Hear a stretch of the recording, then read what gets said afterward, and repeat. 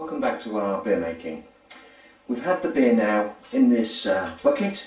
It's actually been in for nearly 9 days, and the gravity, we've just about to do a check. We're looking for about 1008. So just drop the hydrometer in. We had cleaned it first and washed it with sterilised water. Yep, we're 1008. It's absolutely perfect. So we're now ready to take our options on the beer. We've several options now. What we can do is, if we're looking for something that wants to be ready fairly quickly and we're struggling a bit on time, we can add either a sachet finings or some beer finings to the bucket.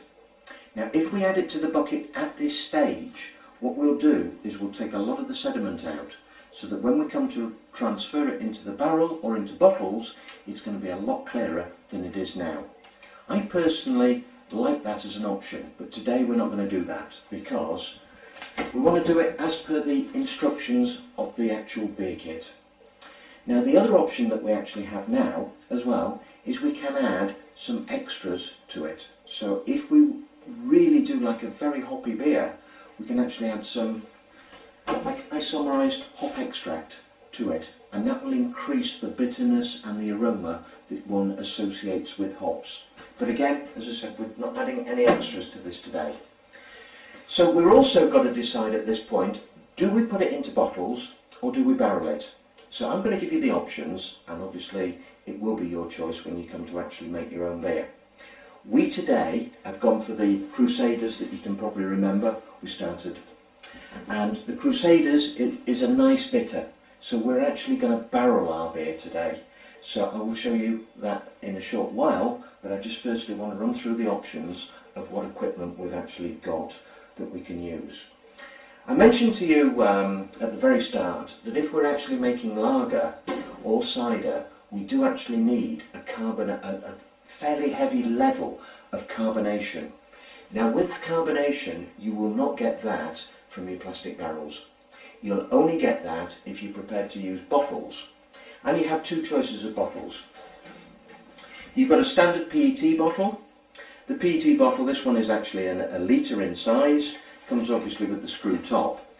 It's the same as you would see in lemonade, Coke and all the various other soft drink, sparkling type drinks that you can get in the supermarkets. The actual best ones, which are very hard to get hold of, are these PET bottles which come in either green or brown. The green ones and the brown ones actually have a lining inside them which prevents any air actually penetrating the walls of these bottles. So if you can get the option and you can get hold of them, get hold of green or get hold of brown PET bottles. These will hold an enormous amount of pressure, so you don't need to worry about them splitting or anything like that. The real connoisseurs actually like to use the ones which are similar to a Grolsch bottle. Grolsch use this type on their lagers. So the Grolsch bottle has a nice flip top, and it's totally reusable, and again will hold tremendous pressure. The beauty of this is obviously it's glass, so you can really see that it's clean. There's no chance of anything penetrating the walls, and with the Grolsch bottle, because it's nice and clear, you'll be able to see when your beer is nice and clear. So you've two options on your bottles. The other option for bottling is a standard 1 pint beer bottle. The standard 1 pint beer bottle comes without any cap of any sort. So if we're using those, then we do need to use what's called a capper. And the capper is a two-handled. The crown cap sits on the magnet there, that simply sits on top of the bottle, and you clamp it down and that clamps the lid onto the bottle. So if you are using the standard 1 pint beer bottles, then you will need the Emily capper to go with it. These work out at about £14.50 and they are really, really top quality. If we look at the barrelling option, then I brought with me 3 today. We've got a very small 2-inch cap. This particular barrel is just over 5.5 gallons in capacity. So when we transfer the beer into the barrel, we've got a limited amount of headspace. I'll come on to the headspace in a short while because we need to talk about carbonation levels. But with this particular barrel, it's a very simple, basic barrel, and it does the job remarkably effectively. I do like this as a barrel. I tend to find that the 2-inch tops, the only disadvantage is you can't get your hand in to clean them, but with the modern sterilisers, it's not quite so important. With the top comes a valve system. Now this valve system allows us to inject gas into the barrel, but also if pressure builds up in the barrel from secondary fermentation, there is a vent system which allows the gas to force its way out and blow this rubber across the top and prevent the barrel from splitting. So the gas system on these barrels is really good. You'll find that the S30 valve has been around for a very long time, and the two systems that you can use. You've got the little small 8-gram bulbs that you can buy a pack of 10 of, like here, and they will inject through an adapter into the barrel. So that will increase your pressure should you need extra pressure in your actual keg. The next system is the S30 gas bottle. The S30 gas bottle, again, just screws onto the valve and allows you to inject gas into the barrel. As you screw this down, you do have to be careful because obviously the gas comes through quite quickly. So we're looking at a 1-second burst of gas to increase the pressure, and then we turn it back. If you leave it on for any length of time, you're in danger of splitting your barrel, and because it is CO2, there's a chance that it could freeze on that valve. So please be very careful with these. The advantage of the big gas bottle, the S30 gas bottle, is it's completely refillable. So although we're looking at an initial purchase cost of around the £20, the actual refill is £5–6. So these are refillable. You take them, bring them back to us, and all we do is we give you a full one and we take the empty one off you. So you've got your small 5.5 gallon barrel, and then we've got the next option, which is the king keg. This is a super keg. It really is top of the range. It's got a big cap on it, as you can see here. The advantage to the big cap is you can get your hand in to clean it. The tap is a slightly better version of the barrel tap because you can get your hand in to tighten up the nut, and it comes complete with the 2 handles on the side, which do make it a lot easier for lifting. Now with both barrels that I've shown you, the only disadvantage with them is that you do have to have them overhanging a surface. Now the king keg do also come with a top tap option, so the tap will be sitting out here, which means you can get your glass underneath and it doesn't have to be overhanging a surface. But with the king keg, you do need to bear in mind, with the top tap version, the advantage of the top tap is that the barrel will also start to clear from the top. So the top tap has a float system which draws the beer off the top. And as the float system drops down, obviously the beer is clearing as it drops down. So the disadvantage to the king keg top tap is because you've got the float system and you're drawing the beer up, you will use more gas. So running costs for the king keg top tap are a lot higher than the bottom tap ones. Now, the final barrel I've brought to show you, which I think is great, is this 2.5 gallon barrel. Again, comes complete with the S30 top.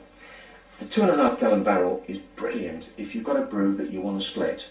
So, okay, you want some in bottles, you want some in a barrel. You can use this particular barrel for that purpose.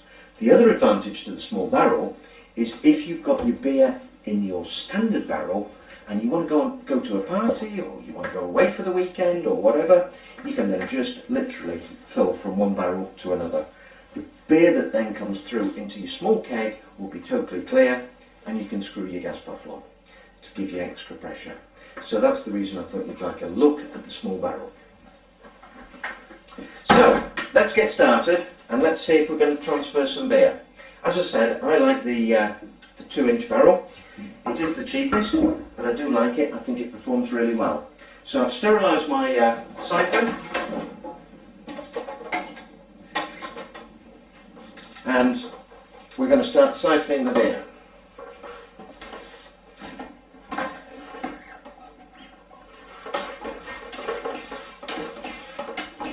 The auto siphon, I think, is the best siphon on the market. A couple of movements like that gets the whole thing going.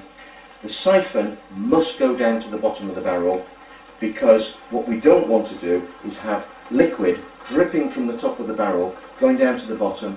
That will pick up air infections. We're trying to avoid any infections now.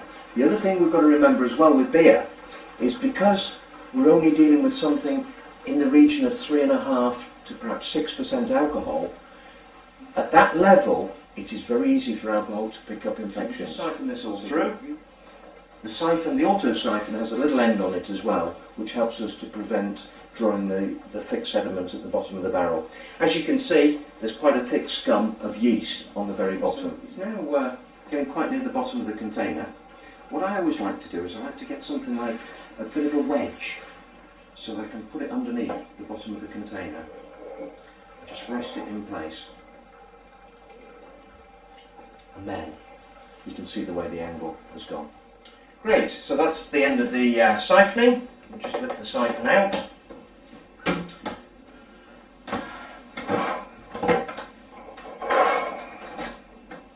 Back in the bucket. Remember what we were saying about cleaning everything at the end of the processors? Makes life so much easier if we do clean it, it really does. Next time we come to use everything. So we've now got the beer ready in the barrel, and we've got to just add some priming sugar to it. We can also add some finings to it or hop extract at this stage. But what I've done is I've just weighed out 6 ounces of sugar, just ordinary white granulated sugar. Just add it to a jug,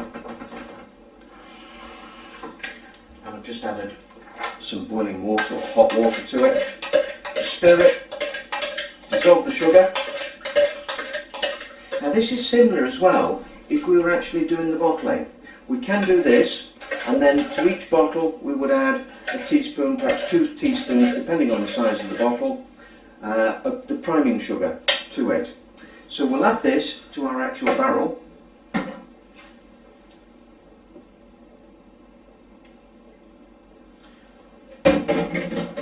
And that will then start a secondary fermentation. What's happened is the yeast is now finished. It thinks it's converted all the sugar and all the malt into alcohol. So it stopped. That's why the fermentation was done. What we're now doing is, by adding some more sugar to it, the yeast is going to start thinking, ooh, I've now got some more sugar, I need to convert that into alcohol. So it will start to ferment. So we need to leave the barrel in a warm place for 2 to 3 days for that to happen. Leave the lid on it, nice and secure, and leave it well sealed. Now the fermentation will start, and what will happen is the pressure will build up in the top half of this barrel. And that's that pressure that, when we come to switch the tap on, gives us a beer with a really good head. So we need that secondary fermentation to happen. So, as I said before, leave it in a warm place for 2 to 3 days. After that, we will transfer it to a coldish place to clear. The cold will help the clearing process.